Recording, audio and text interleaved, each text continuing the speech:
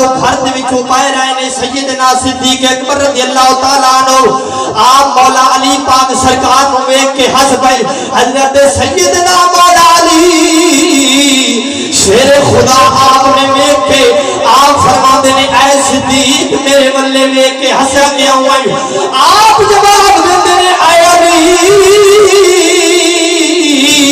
میں ہنسیا تھا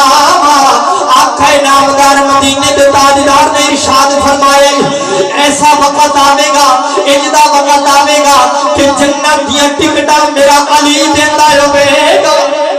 میرا علی جنت دیاں ٹکٹاں دیندا ہوے گا جدو صدیق اکبر سرکار نے ایک گل پیش فرمائی ہے حضرت علی پاک سرکار آپ بھی مسکران لگ پئے نے جدو ہنسے نے صدیق اکبر سرکار فرماندے نے اے علی تسی ہنسے کیوں جے آپ اگو عرض کرتے نے اے صدیق میں بھی سونے نبی تو سنیا سی اجدا وقت آوے گا ٹکٹاں تے علی دیندا ہوے گا جنتیاں پر مولا اوتے صدیق لاندا تے میں اس بندے نو جنتی ٹکٹ نہیں دینی ہے جتے دل دے اندر میں تیرے صدیق دا بغض جس دے دل دے اندر صدیق دا بغض ہوے گا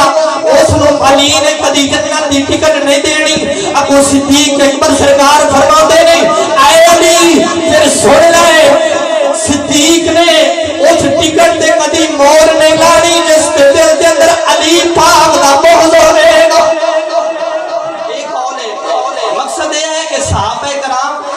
اور اہل بیت آپس دے اندر شیر و شکر نے لوگ انہاں نو جدا کرن دیاں بڑیاں گلاں ڈھونڈ ڈھونڈ کے عوام الناس بیچاری نو پیش کرتے نے کوئی اہل بیت دا دشمن بنائی جا رہا ہے کوئی صحابہ دا دشمن بنائی جا رہا ہے تے میں کہنا چاہنا صحابہ اور اہل بیت آپس دے اندر انج سن جویں شیر تے شکر ہوندی